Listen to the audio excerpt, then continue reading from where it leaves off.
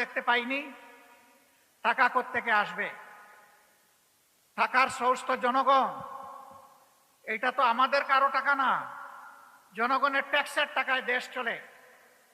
ট্যাক্সের বাইরে কিন্তু একটা বেসরকারি ট্যাক্স আছে প্রত্যেকটা মুদির দোকানে, রাস্তাঘাটে, হকারের কাছে, এমনকি এমনকি রাস্তার পাশে বসে যে ভাই বোনটি ভিক্ষা করে তার কাছ থেকেও একটা ট্যাক্স নেওয়া হয়। ওই ট্যাক্সের টাকা আমরা আমাদের জনগণের হাতে তুলে দিতে চাই না।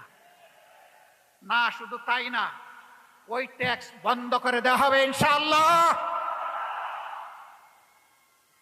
ওই ট্যাক্স নামের চাঁদাবাজি আর চলবে না। আমরা বাস্তব চিত্র দেখি, গাড়ি থেকে টাকা নিচ্ছে, বলে এটা কি?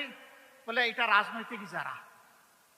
আপনি কোন দলের? একটা বলেন নাম, দোপাস করে বলে দেয়। আবার কেউ নাম বলার আগে কয় দেন মিয়া টাকা। নামের কি দরকার আপনার?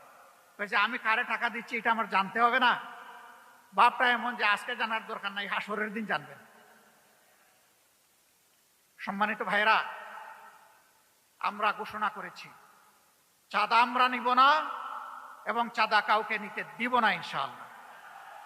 আমরা বলেছি দুর্নীতি আমরা করব না এবং দুর্নীতি কাউকে করতেও দেব না। আমরা বলেছি ইনসাফ প্রত্যেকের জন্য, জাতি, ধর্ম, দল নির্বিশেষে নিশ্চিত করা হবে। ইনসাফ এখন থেকে আর টাকা মূল্যে বিক্রি করা হবে না।